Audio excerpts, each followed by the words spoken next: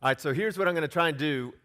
Obviously, we got a little window, so anytime you want to talk about any of this, I love talking about building stuff and finances and all that. So feel free to give me a call. But we want to create at least some kind of forum to try and get the message out because things have been changing, obviously, over the last few years and really significantly in the last 12 months. So let me begin by giving you a little picture.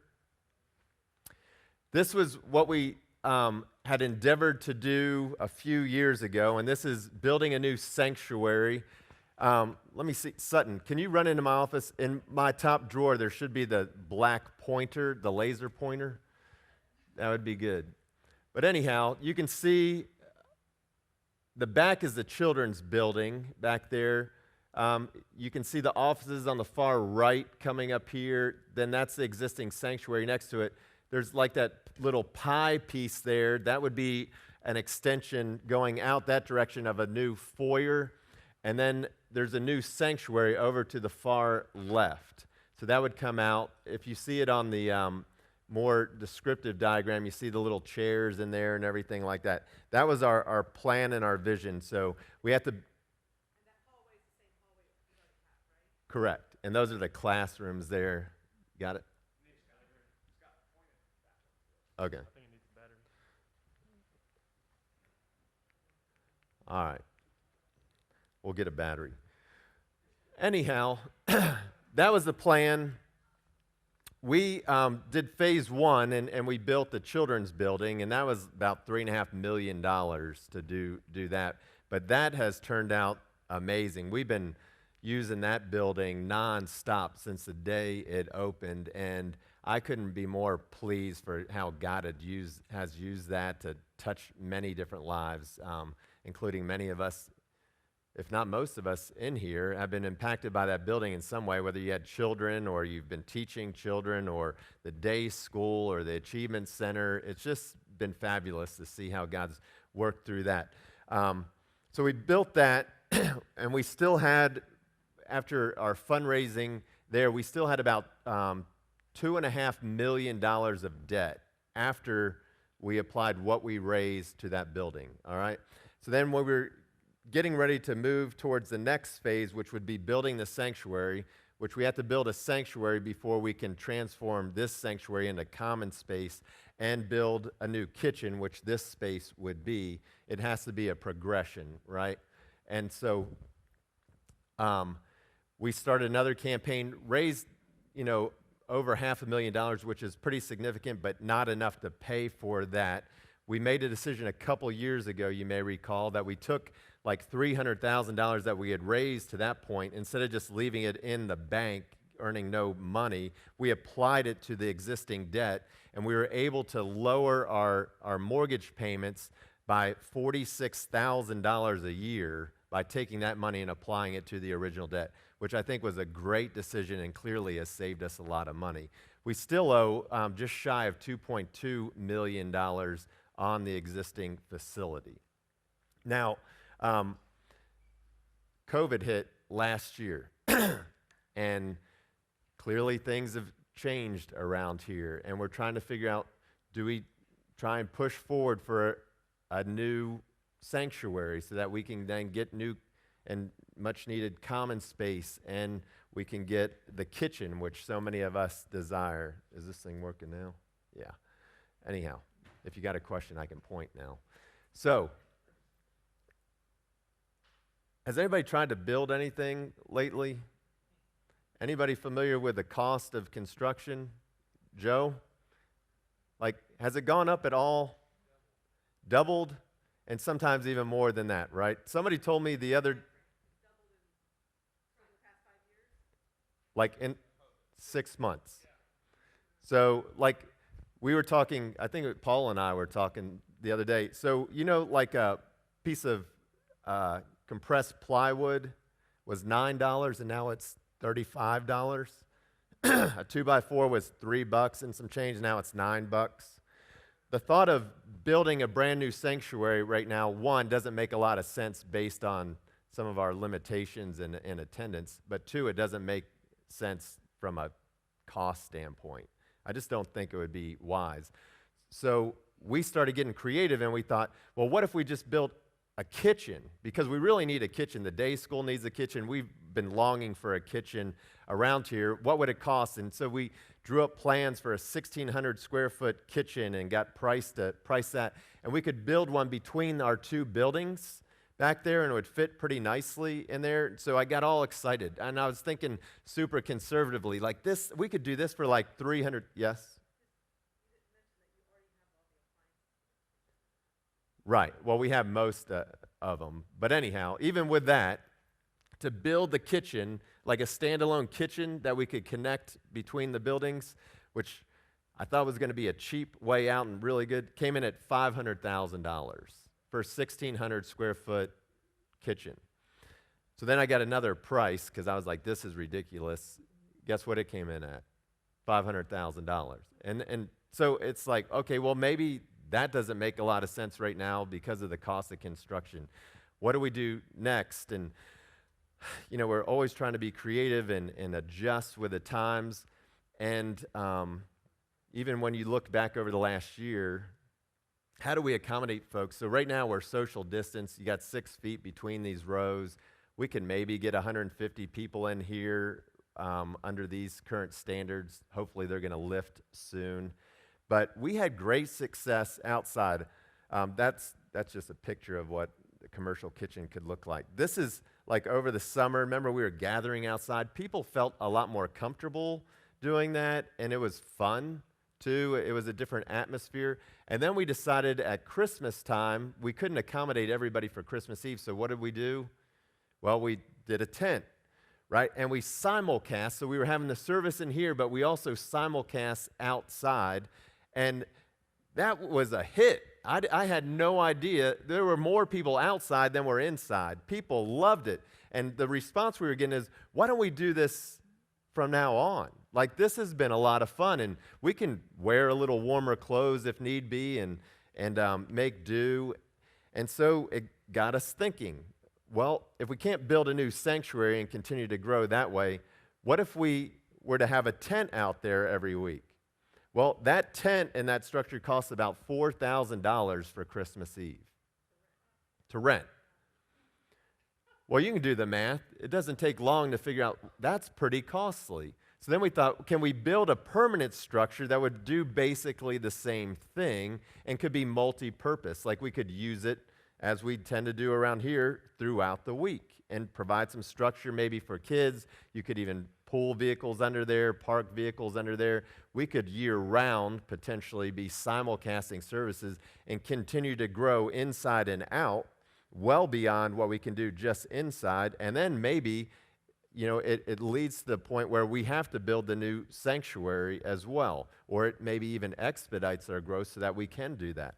So, next. This is where the tent was. This was Christmas Eve in the tent.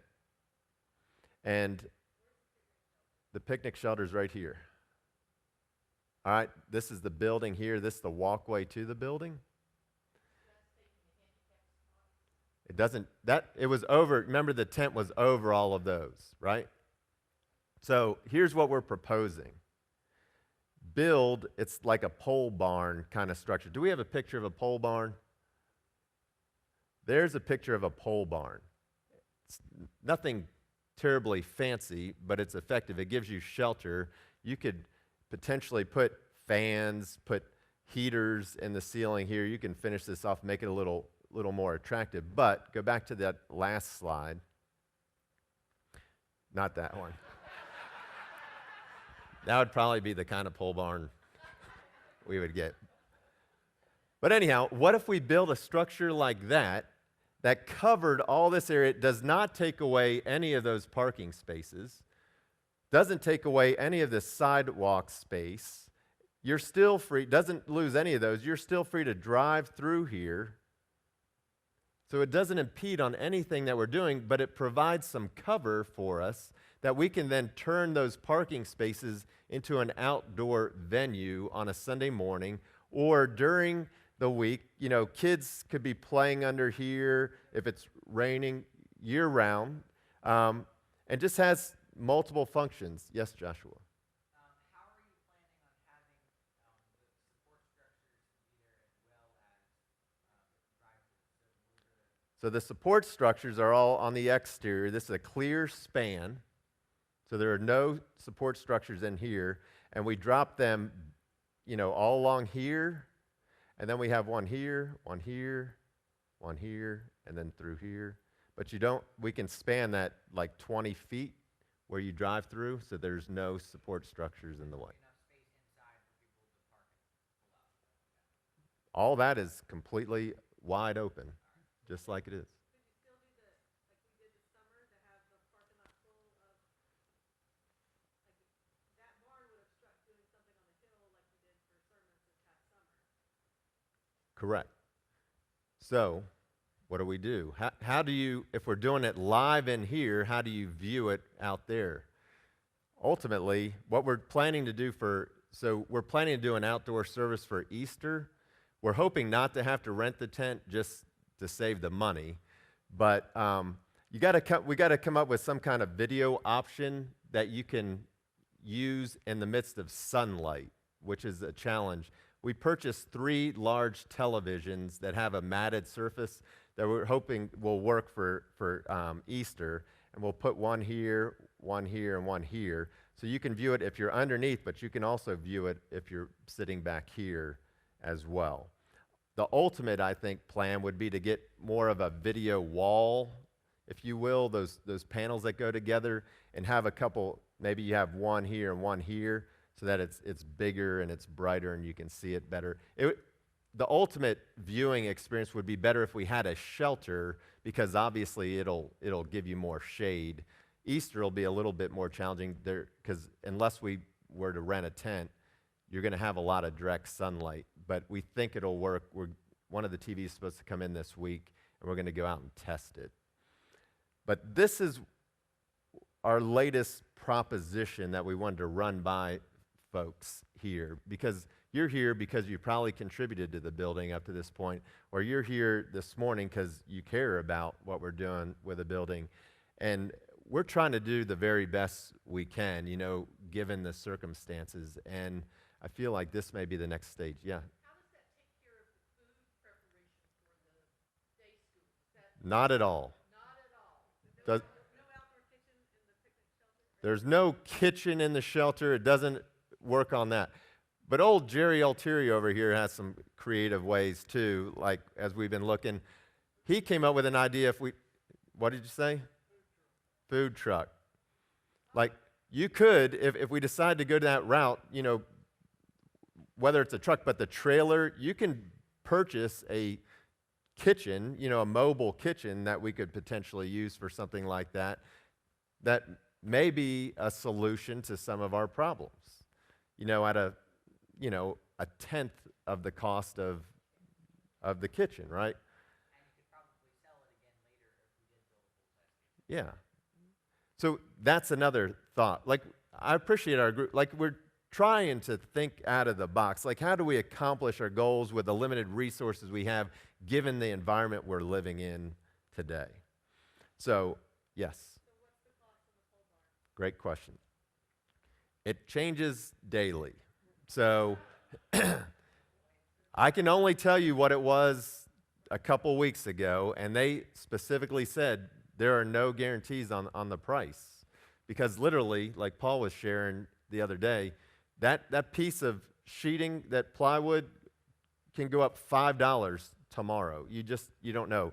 Right now, this is roughly $100,000, give or take. And then we were also talking about potentially covering this walkway between there and the church, so that the weather wouldn't be an issue for anybody. That's probably close to $30,000 in and of itself.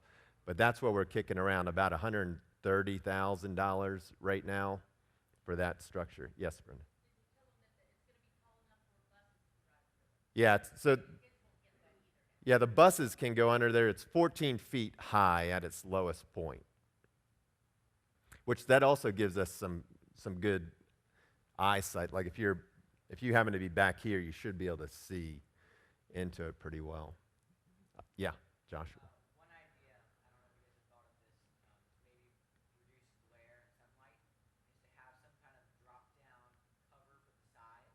Yeah. If it is raining or something, you can like lash it to the poles or something and have somewhat of a wall there, and that would help block sunlight from circulating. Yeah, it's a great idea. Back here.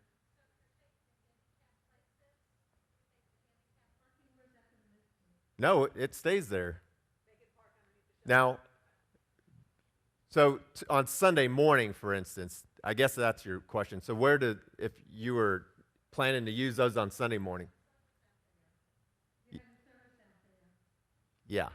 So what we can do is during the summer, remember we use these for handicap parking stuff. We'll just let folks use those for the handicap spot on a Sunday morning. Otherwise, throughout the week, those will still be used. But yeah, I think the great thing is we don't really lose anything, and it just enhances it too. I would much rather park, especially if I'm handicapped and I'm not getting rained on. But yeah. So we're with Trail Life and AHG. We've spent the whole year meeting outside. That's right. And there's been like 100 or maybe 60 kids, and there's the picnic shelter, and the boys were in the front parking lot. And so this would open up opportunities for outside groups, and that's big enough that you can have. I mean, what is the square footage of that area? So that's it's about, who's got a calculator? 150 by 53, I think, is about what it is. What's that equal? What is it? So 8,000 square feet. It's pretty significant. Yeah. That's true. People might want to. I think that's valid. Yeah. You can decorate that up, and for an outdoor wedding, that would be very. Again, it's very multi-purpose, could give us opportunities. Again, we've got to create a bunch. We could sit here and brainstorm all kinds of uses, but I think it's clear we could make good use of that space. I think it would be a good use of resources given our current, yeah, Paul?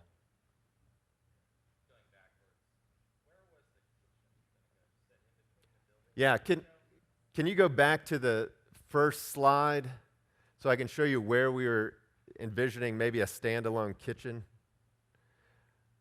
Right here. So this is the existing classrooms. This is the new children's building. We're going to drop it right in here. And then you'd be able, yeah, it's already flat. Now we were going to have to move, there's a drop inlet there, so we'd have to move that because it was, but we'd still be able to, we could have driven around here. And I still think this is something to consider regardless of what we do in the future. Like it may be a better first option, like maybe we build that before we build a sanctuary. So maybe we change some of our goals or whatnot, but I think that's much more doable than, and probably much more necessary than a new sanctuary. Like, I think usually we can get 300 people in here, and I mean, you can get hundreds of people out back. We could grow sizably just with our current footprint without having to add a sanctuary in the near future. So, you know.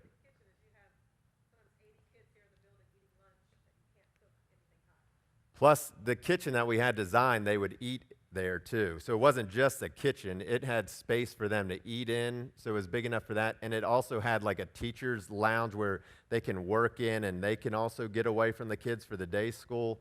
So it was a great structure that would serve, in a lot of ways. Yeah, Connie? Another plus to having that kitchen outside, one, access to it was really easy. Yeah. The second was if there was aromatic cooking going on, it kept it out of the main space of where the church is. Right.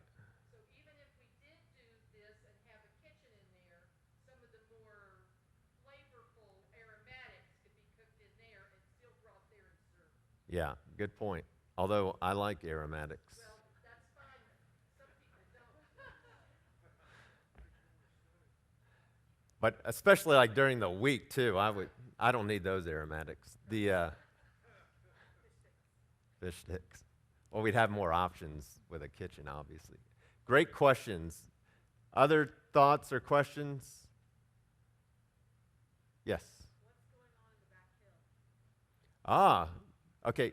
Hold that question for a second. Any more questions on this right now? Do you think we're on the right track? Like, would you be in favor of moving ahead with a pole barn kind of structure? Just a basic, raise your hand. Everybody pretty good with that? Okay. That's the main thing. Yes. Well, the problem with the kitchen right now, again, is the expense. Because $500,000, it's basically $300 a square foot, and it just seems like it doesn't make a lot of, it's just not good stewardship maybe to pay that money. I think the building costs are eventually, they got to come down. What would that price of the kitchen be if this was a year ago, like pre-COVID? Paul, Joe, what would you say? 300 probably. That's what I was estimating. So it's a $200,000. Like, I just don't feel good about spending $200,000 that I don't think we need to spend right now. And if we're just patient. But I think the point is well taken. I mean, it would be nice to move in that direction. Right now is not a great time to build. Other questions or comments? Do you have a schematic drawing of the pole barn, of what it could look like? Yeah, didn't you see that picture? Falling down? You can pick whichever picture you want. No, it's basically just that one that actually looked decent. Go back to that. It's not, can you go back to the pole barn? I mean, it's nothing fancy looking, but it's a shelter. And we wouldn't have as many support posts there. You have to pour a slab, you do it over the asphalt that's already there. Yep. And that would take away, that would make it cheaper as well, not having to build it. Correct.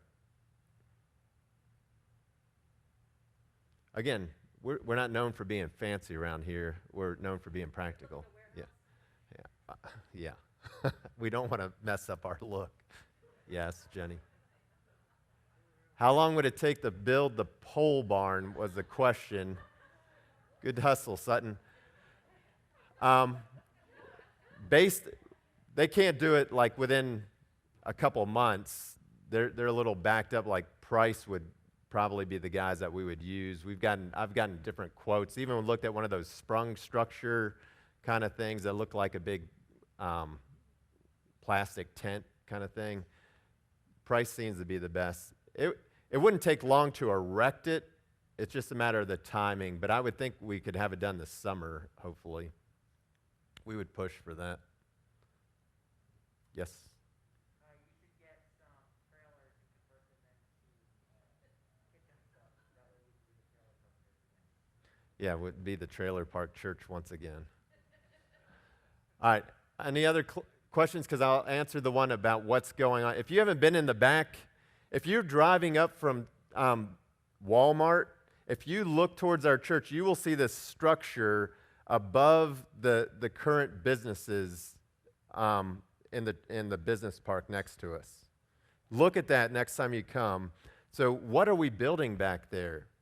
So the day school got a grant and started looking at what are our needs, and we don't have much for kids that are from third grade on up. We've got the nice playground at the back and the playland inside, but it's more for little kids. And so Michelle and then Lisa and all the children's folks and Kevin started talking and like, what if we built something cool for bigger kids out there? And then the thought came, what about a tree house? Like, the kids like to adventure. Can we create some adventure space? And so with that money that she got, we're building a monstrous tree house kind of structure back there. And Jim McFarland, I don't see Jim in here. If you don't know Jim is ridiculous. I mean, he has single-handedly built this thing. I don't even know how it's physically possible. I came and helped him for a little bit on Friday. He's 64 or something. It doesn't even matter how old he is. I mean, he's ridiculous. I mean, no human should be able to do what he's done. I'm just single-handedly building this entire 3-story kind of structure. And so anyhow, it's going to be super cool. There'll be, cargo nets. There'll be poles. There's going to be zip lines. There's going to be a lot of fun stuff tied in to that structure that I think will be a lot of fun. It's in a part of the property that we don't use. Most people don't even know it's back there. And then we're looking at other ways, things that we can add on from time to time as well. There's actually a little spring area back there that we want to try and dress up and make more of a little pond. And then the runoff there, try and make that look more like a creek, and maybe have a bridge coming over it or something. Just make it a fun adventure land for kids, and then some adults too. So drive back there if you haven't driven around, and just get a glimpse. If you want to walk up there, it's a little wet, but it's quite the structure. And if you want details, you can ask Jim if you see him. Anything else? Again, feel free to give me a yell if you've got thoughts, questions, concerns. We just want to do what makes sense as a church. So what do we do if we're currently giving in the giving program? Like, are you going to do another campaign of raising money for the pole barn? No, we've got enough left over from what we raised in the second phase and what we had left over from last year that we can build the pole barn with cash. Yeah. So we're not going to do a separate fundraiser unless you want to give. So we'll take it. Yes, believe me. I'd never want to discourage anybody from giving. I love givers.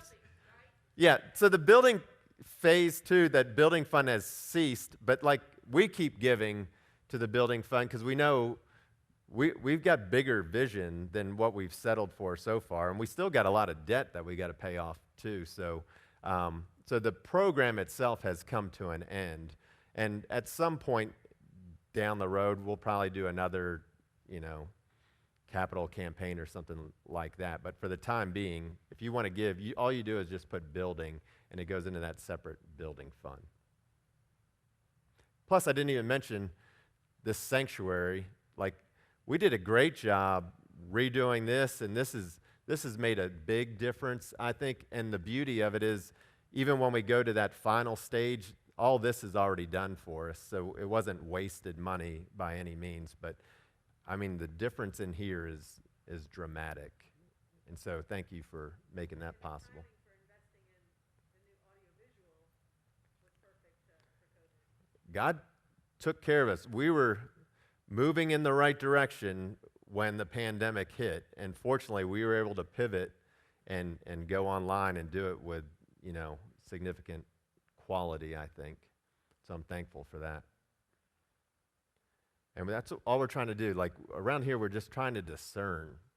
Plans change. We got to wrap it up, but I still have the vision for the Hill Center down by the road. I don't want you, if you haven't been around, I'll talk to you about that someday. But since 2004, we've had this vision for this youth kind of community center. It's still there. Don't give up on it. And I still believe we're going to get that farm next to us and all of that. So don't forget about that. I've been praying that thing for decades now, it seems. But anyhow, we have big vision around here. It's just a matter of timing and resources. All right, with that, Sutton, can you pray from back there in a loud voice? Oh, that's even better.